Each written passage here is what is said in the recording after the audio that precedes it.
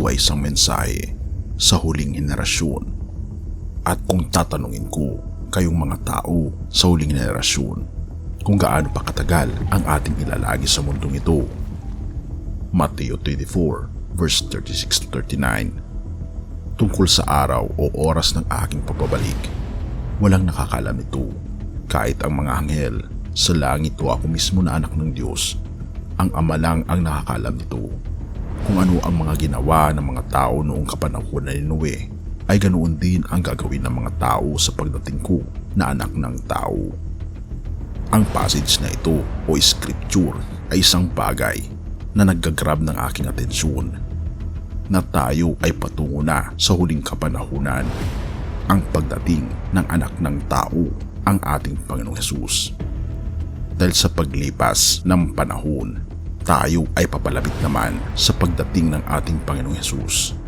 Kung ating ipagpapatuloy ang binabanggit sa Mateo 24 verse 36 to 39.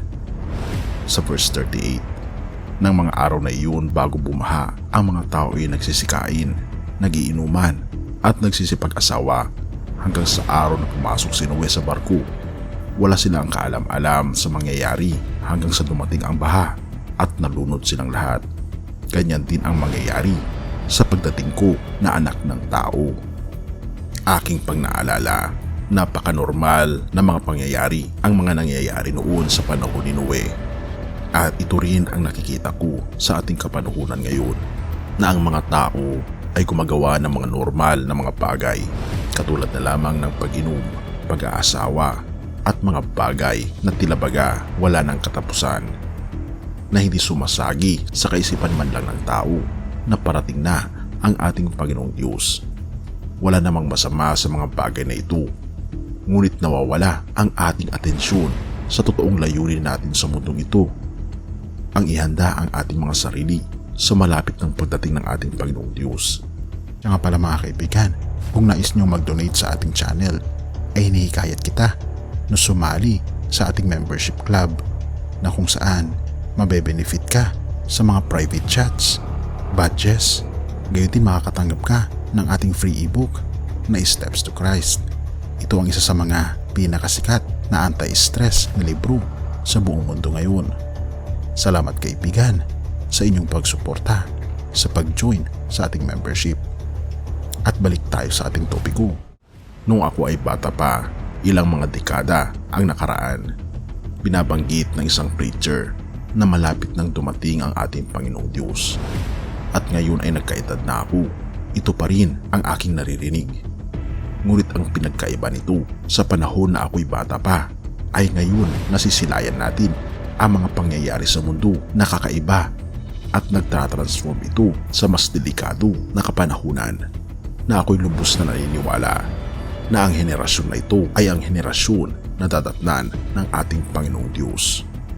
Hebrews 9 verse 27, itinakda sa mga tao ang mamatay ng minsan, at pagkatapos nito'y ang paghuhukom ng Diyos. Marami sa atin, lalong-lalo na sa mga kabataan, ay mas gustong mamatay kaysa maranasan ang paghihirap sa mundo. Ngunit ito ang binabanggit sa banal na kasulatan. Kung ikaw ay mamamatay, ang kasunod nito ay ang paghuhukom.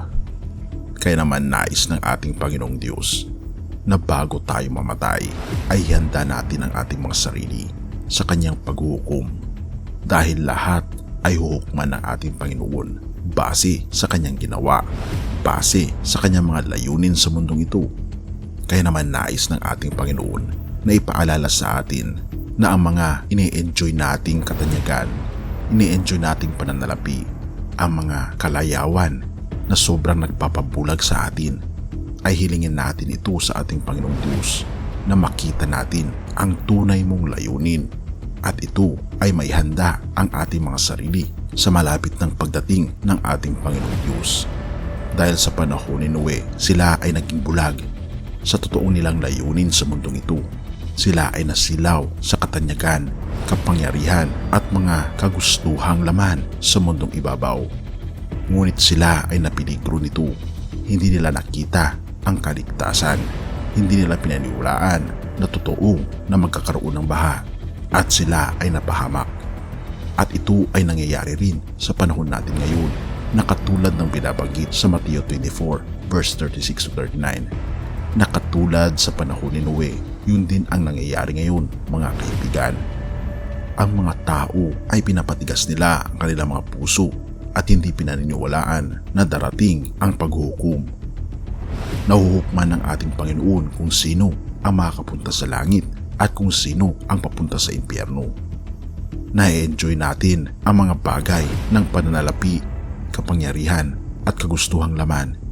Ngunit nakakalimutan natin na tayo ay patungo sa paghuhukom ng ating Panginoong Diyos. Ngunit ito ang good news. Ang ating Panginoon ay ginawa niyang priority ang pagliligtas sa iyo sa pamagitan ng kanyang paghahayag ng kanyang pag-ibig sa iyo sa krus ng Kalbaryo.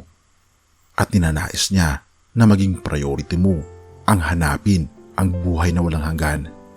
Hanapin ang iyong tagapagligtas na walang iba kundi ang ating Panginoong Hesus.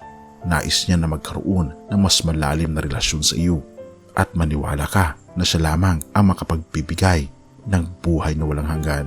At ninanais niya na talikuran natin ang ating mga kasalanan at makipagtipan tayo sa kanyang mga plano para sa atin.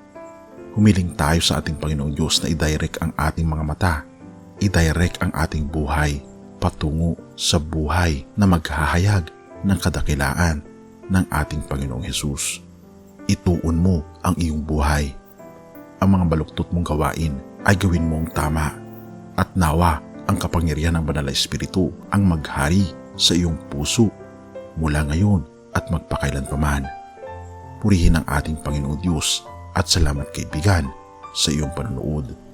Tayo manalangin.